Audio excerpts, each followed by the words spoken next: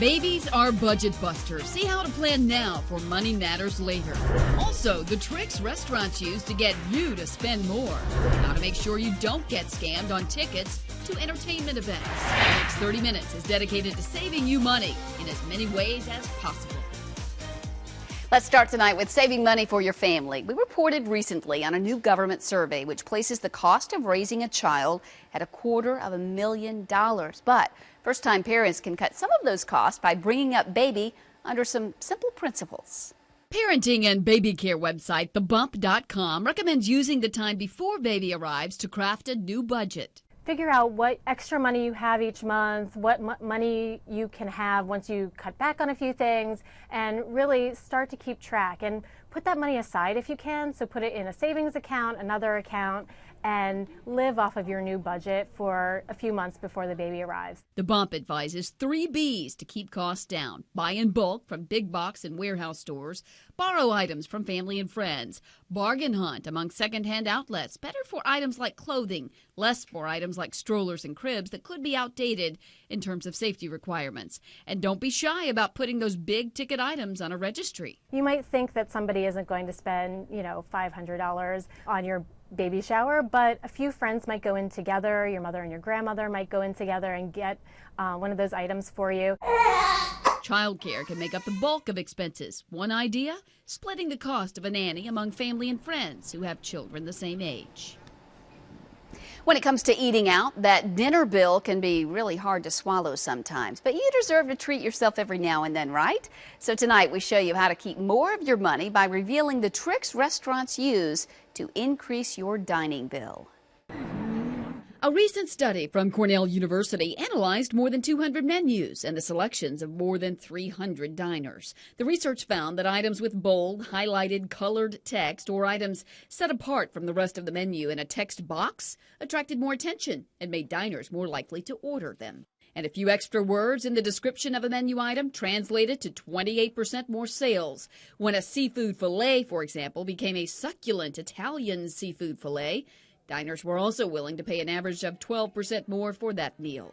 Less can also be more on a menu. A different Cornell study found diners tend to spend more money if the price of a dish is listed without a dollar sign or the word dollars. Diners should also ask about portion sizes. Sometimes appetizers may be enough for a meal at a lower cost, while entrees may simply be too much food, especially for travelers on the road who can't take leftovers with them.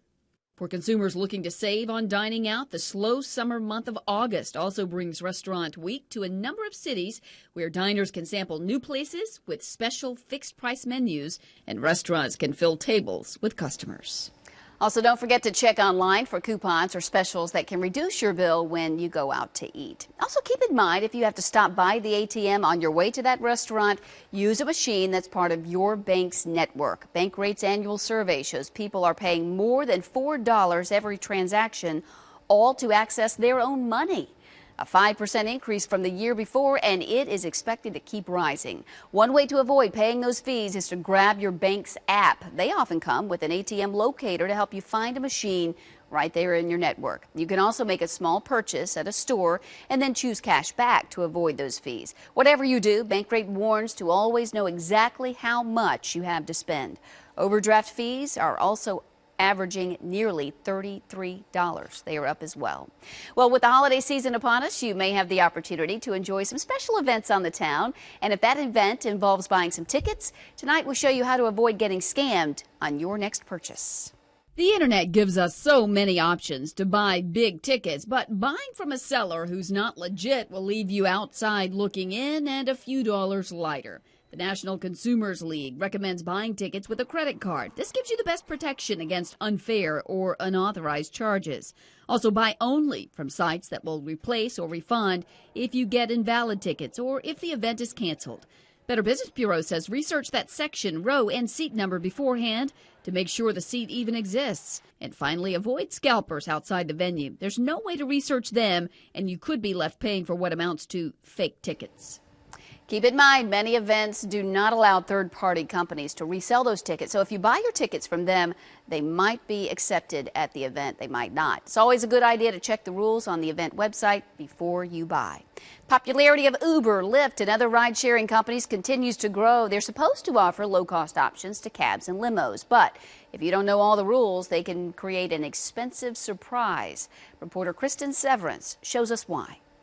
It was just easy breezy, and I was a huge fan. Brooke Bunch is a longtime loyal Uber user. She loves not paying for parking or searching for a spot. I never exchanged money. It just got charged to my account. Bunch ordered an Uber Friday night after dinner with friends. Bunch said she was picked up at the Ironside restaurant in Little Italy. She went 2.7 miles to 23rd Street in downtown San Diego. She was charged $92.